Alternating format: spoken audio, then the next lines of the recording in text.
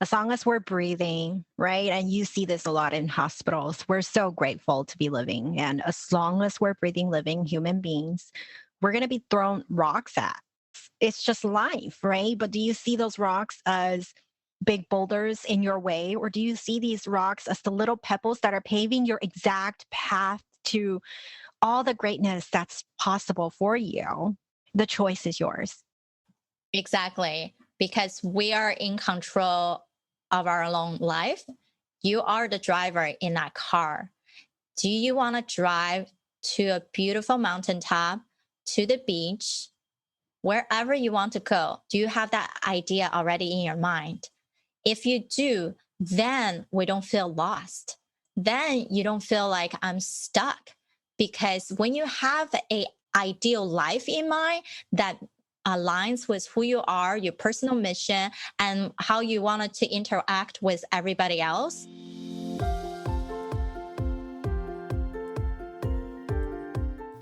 Hey there, my friend. Welcome to the Powerful and Passionate Healthcare Professionals podcast. I'm your host, Sabrina.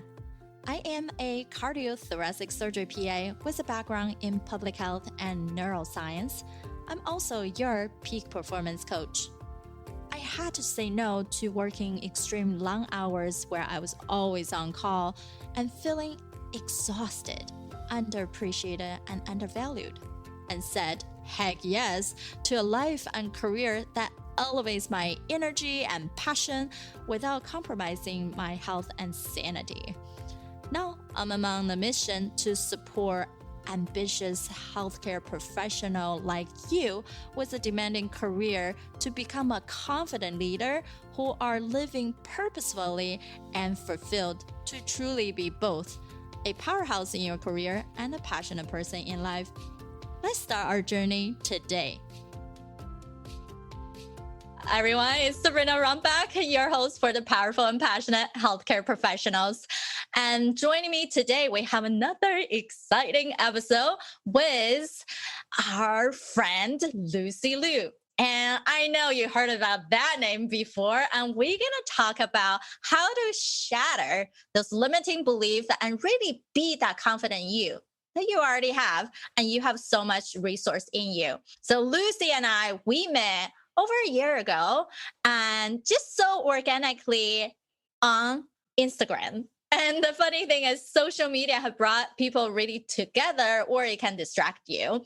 And now we are actually co-authoring a big coffee-bound book called Asian Women Who Boss Up. We truly want to highlight that whatever you think Asian woman is, we're not just the tiger moms, or you don't even have to be married. And you can be whoever you are professionally and have both the life that you can fully tap into and enjoy every single moment of it. So I'm so excited for her to be here with us. I know healthcare professionals especially, we're just always driving forward, and statistics even show there about 16% of healthcare professionals are Asian. And we are looking forward to how do we become that strong healthcare professional and still have a life. So Lucy, please introduce yourself. Wow. Thank you, Sabrina, for that introduction. And thank you for inviting me here. I am so absolutely excited. And you know what? My mom was a doctor in China before we immigrated to the US. So I have the utmost respect for all healthcare professionals. And yes, I'm here today to share a little light about my life and in hopes to inspire you with hope, confidence, and optimism, because even a flicker of hope can catapult you to great heights. And I personally transformed my own life from feeling overstressed, unhappy, and unhealthy at one point to living my life of joy, fulfillment, and mindfulness now. And that's why I became a life coach. And I love to help other women make that kind of life transformations. And that's what I do. And I also host a weekly podcast as well called The Lucy Liu Show. That is amazing. And especially, I think the two of us kicked off because her name. And I think name in itself it's a representation, it's how we identify ourselves. And when people spell our name wrong or say it wrong, it kind of like a little dagger into who we are almost, even though it's just a name. You can be called something else, and people do change their name sometimes, go by the middle name, whatnot. And for me, I changed my Chinese name into my middle name, and I use Sabrina just because, one, it's more difficult to say. And my Chinese name starts with the X. And it's not in a lot of languages have that sound naturally. And it's okay. For me, I love Sabrina. It's kind of unique too. Not too many people have it. So I'm okay with that. So love to dive more into Lucy. Tell us more about how your journey about discovering your name, the shadow of having Lucy Liu out there in the media already. And what was the journey like for you to go through finding your happiness again? Oh, absolutely. I can talk about my name for hours. So I grew up in Los Angeles and I had my name before, I knew who she was. And I grew up in Los Angeles and obviously being so close to Hollywood, I actually took acting classes and I actually was signed up for a casting agency in middle school. And I was doing commercial audits, and every single time I went to an audition, the casting director would run out of their office and they'd be like, "Oh my God, Lucy Liu's on the list. Lucy Liu's on the list." And I was like, "Okay, hi." I didn't really know at the time who Lucy Liu was. I knew about her, but I didn't know she was already that famous until I saw her maybe in Charlie's Angels, later on. So I'm like, wow. And I learned she's a talented artist. Now she's a director. But at the time, I was just little me. It was just, I'm Lucy Liu. Yeah, hi. But the casting director would run out like so excitedly that Lucy Liu's on their list. And they see me and they're like, "Oh, not the Lucy Liu." So they would be so apparently disappointed. Like you can see it in their face, right? So I was kind of like almost always a disappointment for people. And living in LA, and she does too sometimes, I would feel shy about like making restaurant reservations at a very nice places. Like if it's a 5-star hotel that I'm going to eat at, I would usually use my mom's name for the reservation because I don't want people to be like, "Oh, are you the Lucy Liu?" Like they would be like, "Excuse me, are you that Lucy Liu?" Right? So I had a lot of stories around that. And I think because we do not see another Julia Roberts out there, there cannot be another Angelina Jolie. And so I always felt like I was going to be nobody. I'm not the Lucy Liu. I will never be as successful. I will never be somebody, right? So I'll just live my average day Joe life. There was a point I felt like there wasn't really meaning to life. Like it's kind of boring. Life is boring. I'm not anybody. I can't do anything. I won't be successful. It's the mindset. But I love my name. So Lucy Liu is my maiden name. Even after I'm married for many years now, but I still kept my name because I loved it. I mean, I thought about legally changing my name, but it's just too much work.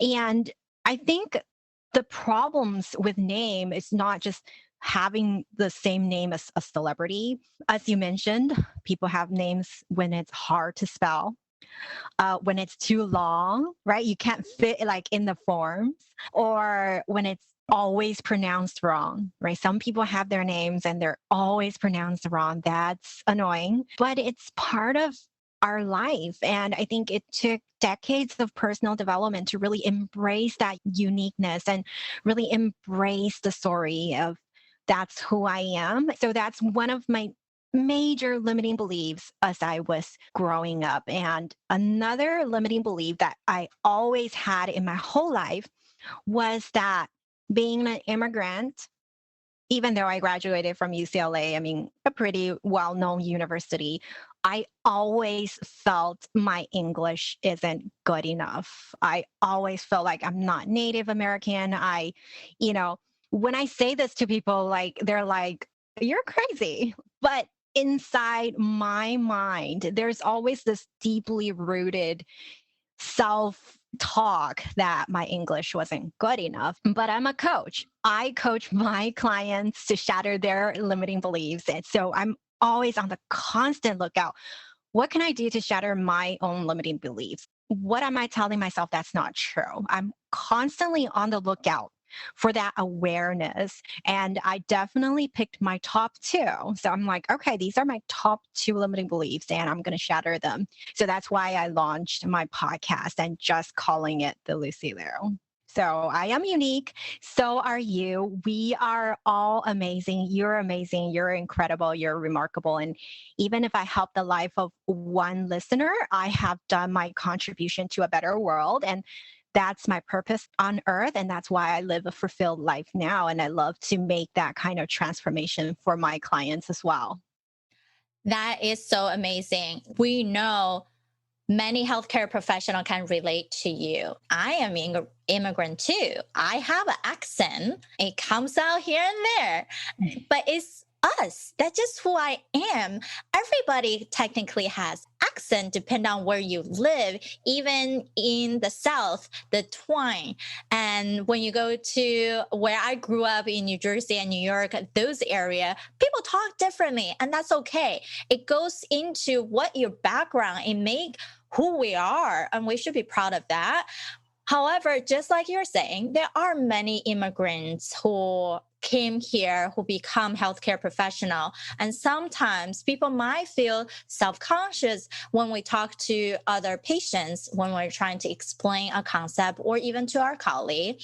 And it can be a barrier, but we can leverage that uniqueness in taking our time, thinking about what we're saying, articulating, maybe not speak so much at one time, just to be more aware. But that doesn't mean we're any less of, we're less intelligent, we're less capable, we're just as great as anybody else out there.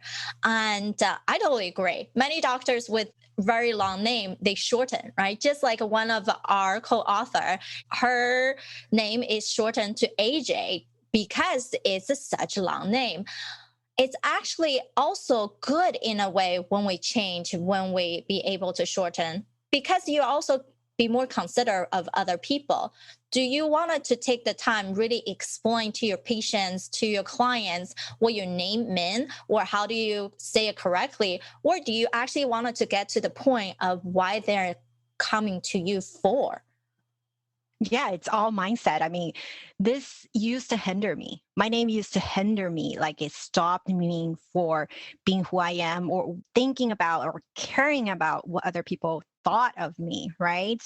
When I started my coaching business, it took me 3 months to think of a name because I didn't want people to feel like I was using her name for fame or I was just overthinking. I'm like, I can't think of a name for my coaching business, yet I love my name. So after 3 months, I'm like, yeah, forget it. I need to be that confident version of me. So that version came to my clients. They're like, oh my God, you're so confident. I love it. How can I be confident like you?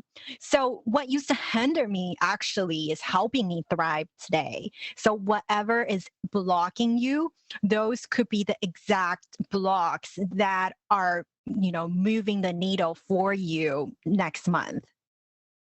That's totally true. We cannot predict the future. And one of the biggest sabotaging tendency that high performance have is controlling. We don't know the future, despite how much experience, years you read about it, you learn about it, that's still all in the past. Everyone has a different scenario. There's no way we can duplicate the people, the time, the resources in the past for the future. Now, if you want to get nitty gritty in science, yes, we're trying, right? We try to have the control arm when we do study, and then we kind of trying to have the experimental. But even that, unless you're doing it in the lab, genetically mutate all your subject to the same thing, we are still affected by all the other factors. And we can't live life by living in a box, feeling like everything needs to be calculated before we act. We just have to make one tiny step, because that one tiny step will confirm how well you can do it. And if it's not working, you can simply pivot. It didn't really waste much of our energy at all. Yeah, and I always like to say, as long as we're breathing, right? And you see this a lot in hospitals, we're so grateful to be living. And as long as we're breathing, living human beings, we're going to be thrown rocks at. It's just life, right? But do you see those rocks as big boulders in your way? Or do you see these rocks as the little pebbles that are paving your exact path to all the greatness that's possible for you? The choice is yours. Exactly. Because we are in control of our own life. You are the driver in that car. Do you want to drive to a beautiful mountaintop, to the beach, wherever you want to go? Do you have that idea already in your mind? If you do, then we don't feel lost. Then you don't feel like I'm stuck. Because when you have an ideal life in mind that aligns with who you are, your personal mission, and how you wanted to interact with everybody else, then we can reverse engineer and creating that internal compass. People always talk about stressed out, stuck. Well, it's also a choice, just like what Lucy is saying. Do you choose to drive forward? Or do you choose just to put a brake on? Or do you even choose to go backwards? Yeah, the choice is always ours. And you can choose to be confident. You can choose to own your day. Everything is by choice. And sometimes the choices are hard, right? Being single is hard, being married is hard, but you get to choose your hard, right? There's so many choices that we face each day. And that's the beauty of life. It's not a hard decision, it's a fun decision. Yes. And if you can pivot your mind to, I'm making a choice for a fun decision. I cannot change the past. Whatever happened, happened. Simply accept that. But I'm resourceful enough, I'm smart enough that I can leverage on other people's knowledge, other people's time and resource, so I can grow, so we can all make something great. If you think about in a way of synergy, you no longer have to be on a lonely island feeling like you're fighting against the world. The world doesn't really want to fight you unless you really want to fight against it. So why not be doing the smart choices, doing the right thing for yourself, and then we can truly move forward. Absolutely. I always say this, you're the CEO of your life. You know, in a business setting, the CEO sets the strategy and vision for the business, and you are an entity just like a business. There's the administrative department, your finances. So you've got to be the CEO of this organization called your life. And I was talking to one of my guests on my podcast, and she also put it in a great way. She said the CEO is the chief energy officer. So you get to decide where you put your energy, where you spend your energy, where do you drain your energy. All the choice is up to you. So perfectly said. You are the chief energy officer in your life. And something I would say was my 3-step system. The last one is actually probably one of the more important one. Without the right energy, productivity does not go far. When people always thinking, Sabrina, I don't understand how you can be still working in clinical medicine and do speaking, do consulting. Well, because I go back to how do I want to feel good today? And what can I do to reboot my energy and my focus throughout the day? Now, on a typical day like this, it's my day off from clinical medicine, but it's my day to engage with people like Lucy and engage with other people who are powerful, engage with my clients who really want to elevate their life. Naturally, that gave me energy. However, in between each session, what I do is these 2-minute exercise so I can reset, reboot. It's not fair to the next person if you have carried on whatever good or bad energy from the previous conversation. Would you want to go into your patient's room? Or if you are the patient and seeing a provider, Do you want them to come in all like cranky or all like too happy? And then you start questioning what is going on, right? You want them to be coming in the peaceful state, just simply be there for you, be 100% present without all the other thoughts than they had previously. Oh, absolutely. That works in professional setting and it works in your personal life. You can take as many 1 minute, 2 minute breaks throughout the day. Close your eyes and say to yourself, when you open your eyes, what are your intentions? Right? Reset your intentions. And you can do this as many times as you need it. And if in the beginning, if your mind is going crazy, you can even put on an eye mask. Do that practice, do it privately, practice until you get perfect at it. But those thoughts going on in your mind, they're lying to you, right? They're liars. And I'm loving this conversation. You're absolutely right. We are feeling each other's mind, right? We don't really feel like this is working, right? This is not work. This is fuel for our brain. Yes. When we get so good at something, it can sometimes seems like, well, am I already tapped out on my potential? If you get to that point, then ask yourself again, why did you get into this field to begin with? What was that drive and excitement? Have you lost that? And where do you want it to go with your life direction? Because your life direction really matches everything with our career success, our financial stability, our personal mission. And sometimes people don't even know what that personal mission is anymore. And they're just so focused and got caught up on the doing part, the career part, or just managing your family, or just managing the little time you have, and start losing what joy even could look like. Or you have tapped into that joy spot, but you can't maintain it. Then that's not a sustainable way to live. So allow yourself on a weekly basis just to give yourself a few minutes. To even with my clients, I ask them, hey, one thing I ask you to do, just pick 3 things that's non-negotiable for the week and 3 more value system you wanted to keep. We're trying to simplify things and not to get too overwhelmed. Oh, absolutely. I love this. I do the same with my clients. This is absolutely crucial. Even on our first call, you got to know your values and priorities, right? How do you want to spend your time and your non-negotiables, right? Those have to be attended first because then you have the energy to attend your family and your loved ones or your career. So true. And that's why I even ask all my speakers on my show to give them little self-reflection. So Lucy took my, what's your number one killer that blocking you from creating that harmony in your life and work? So she, of course, as a coach, she did really well. And her average score is a 9.3 out of 10. And one thing that she slightly lacking, I would say, is your health and fitness. And you're really good on multiple spots like emotional well-being, personal character, your quality of life, and your life mission.